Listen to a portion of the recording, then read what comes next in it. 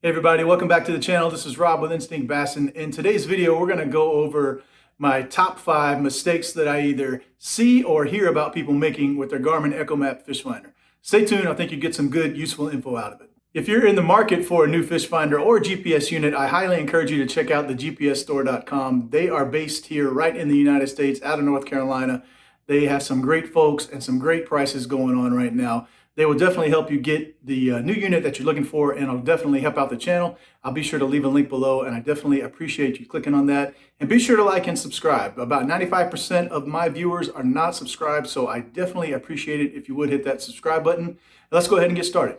All right, so the number one mistake that I see and hear about a lot of people doing with their Garmin fish finders is just updating the unit too frequently. Now, Garmin puts out updates on quite a frequent basis for the various products, whether they be fish finders, the trolling motor, force trolling motor that I have, or the live scope system, the black box, that type of thing. And there's nothing wrong with necessarily updating your units, but I would encourage you to at least find out what the update does and give it a little bit before you update it to make sure that it hasn't caused any issues with other people. One place you can check that is the Facebook Garmin groups. You can go on there and just read about what the latest update is, see if anybody's had any issues with it or anything like that. I know a lot of times people will update their live scope unit and then all of a sudden it'll be facing the wrong direction and they'll have to go through resetting the unit and all that kind of stuff. So I just encourage you to check and make sure that you actually need an update before you want to go ahead and do it. Now, obviously, if it's a map update and you're just uploading new maps or new detail to the maps, that's one thing. But if you're actually doing a system update, I encourage you to give it a week or two just to find out and make sure that it's not going to cause you any issues. For instance, I have 3 Garmin fish finders, a live scope system, and a force trolling motor. And I think I have done a total of maybe 3 updates in 3 years. So I don't do updates that often. If something is working, I just leave it alone and hopefully it keeps working. Once it stops working or is not working properly, then I'll go ahead and look into seeing if I need to update the unit. Or obviously if there's an update that's going to increase the capability of the system and I know people haven't had any issues with it, then I'll go ahead and do it. But I definitely encourage you to wait and make sure that the updates are something that you need before you just randomly do them. All right, and my next common mistake goes without saying, is just to make sure you get the right unit for what you're trying to accomplish. For instance, if you are fishing offshore in saltwater regions or coastal regions, then you would not want to get a 93 SV because that unit is for freshwater fishing or has lake maps on it. Similarly, if you're wanting to fish inland on highland reservoirs or something to that effect, then you wouldn't want to get a 94 SV because that map or that unit is going to have coastal maps on it. So I was fishing a tournament one time as a BFL tournament, and the guy I was fishing with, we were out at Lake Toho, I believe it was, and he had a 94 SV, and it barely had any detail on Lake Toho at all. The salesman had basically sold him the wrong unit. So make sure you do your research and you get the actual unit that you're looking for. Another example would be if you're looking for something with side view technology, make sure you don't buy something that says CV on the end of it because that's just going to be a clear view unit and not a side view unit. So those are just a couple of examples. Make sure, again, that if you're wanting live scope, for instance, make sure you get a unit that's compatible with live scope. Or if you want a touchscreen unit, make sure you're getting one that's actually a touchscreen, like some of the GPS map units aren't touchscreen. So just make sure you know what you're buying and make sure that you get the right unit for what you're trying to accomplish. All right, and then my number 3 thing that I hear people complaining about a lot is that they're not seeing what they ought to be seeing or what they think they ought to be seeing. And a lot of it comes down to making sure that you use the right screen or view for what you're trying to accomplish. And what I mean by that is make sure that you use side view, clear view, live scope perspective mode, or forward mode, or down mode. Make sure you're using the proper method for what you're trying to do. For instance, if you are trying to cover the biggest amount of area possible and scan as much as you can, say along the bank or something like that, and you're trying to look for brush piles or whatnot, well then side view is going to be what you want to use. You don't want to use clear view because it has a much smaller cone and it's only going to show you directly, well, semi-directly underneath your boat.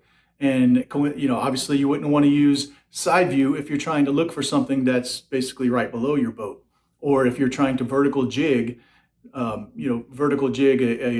drop shot or a jig over a brush pile, that kind of thing, where you're fishing vertically, then you wouldn't want to use side view for that either. You'd either want to use clear view, live scope down view, or forward view perhaps, or even 2D sonar, because 2D sonar can still work great for that vertical structure.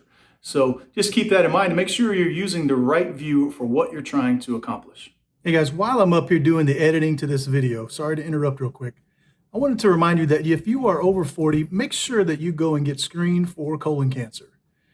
We recently had a family member who was in his early 40s get diagnosed with stage 4 colon cancer. So I encourage you to keep him in your prayers, but I also encourage you to go and get checked out yourself. Over 90% of my viewers are over the age of 40.